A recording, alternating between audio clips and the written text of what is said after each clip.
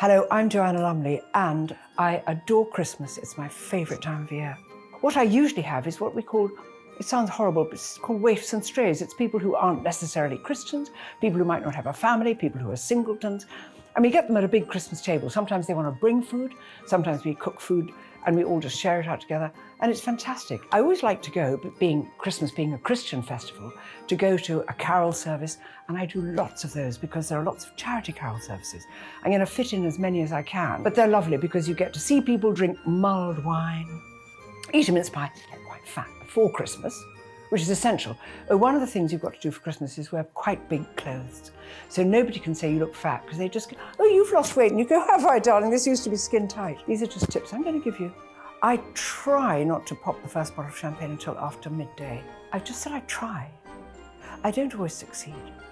And if it's very, very cold and chilled and in the fridge, and you think, how much harm could one small glass do? I ask her, I put it to you.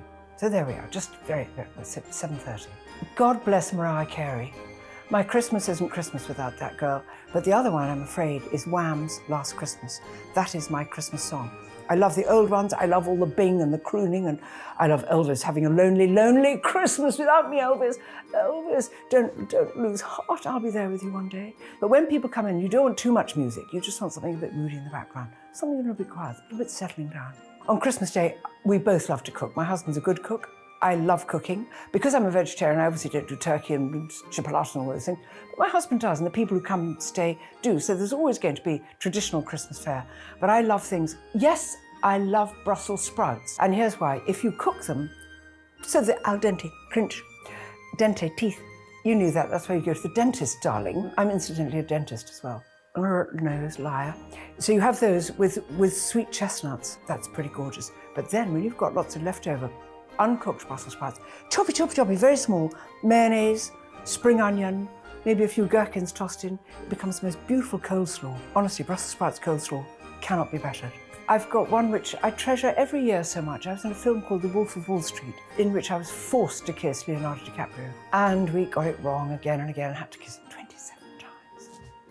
Anyway, Margot Robbie was in that as well, and she played, as you remember, Leo's wife in that film. And she made me, out of pastry, a little candy walking stick cane, which she had made a hole in it and put a loop on it and painted it red and white, and she put it in a box to Aunt Emma, which is my character, Aunt Emma, and she put Margot Robbie in case I didn't remember who she was.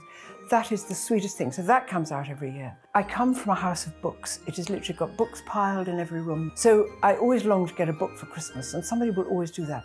But best of all, this year, I've written a book. And guess what it's called? It's called My Book of Treasures, which is exactly what it is. And what's on the top of my Christmas tree, you ask? Well, sometimes it's a robin, sometimes it's a star, and sometimes it's a Christmas fairy.